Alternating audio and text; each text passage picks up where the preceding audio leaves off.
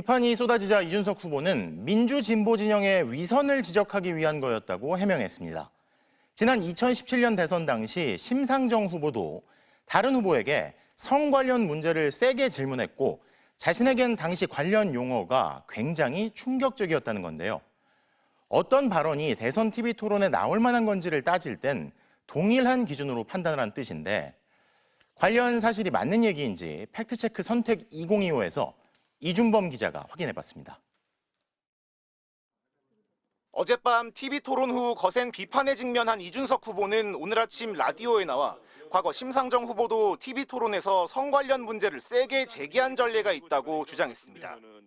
지난 2017년 대선 토론회에서는 그때 심상정 후보님이었던가요? 돼지 발정제 문제를 굉장히 세게 들고 나오셨거든요. 홍준표 후보를 향해서 방송 토론에서 어느 정도의 질문이 가능하고 어느 것이 불가능한지 이거에 대한 잣대는 그때 한번 설정된 거 아닌가라는 생각을 합니다.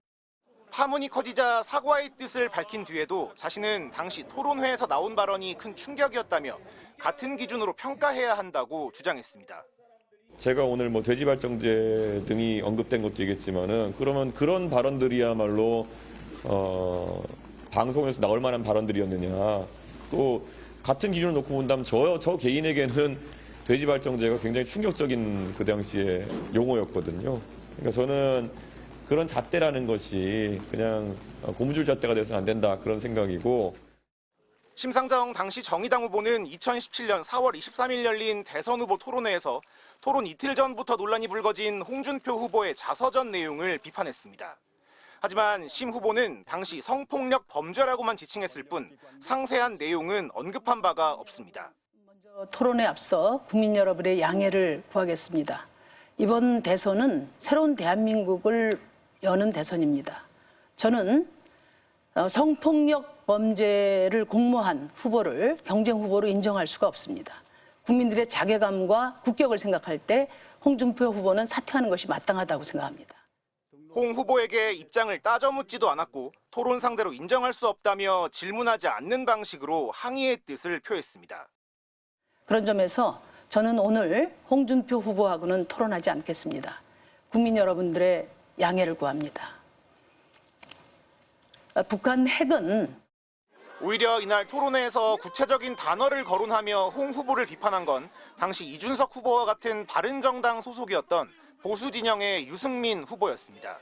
하지만 유 후보 역시 수위를 낮춰서 구체적인 내용은 설명하지 않았습니다. 저도 한 말씀 드리겠습니다. 이거는 네거티브가 아닙니다.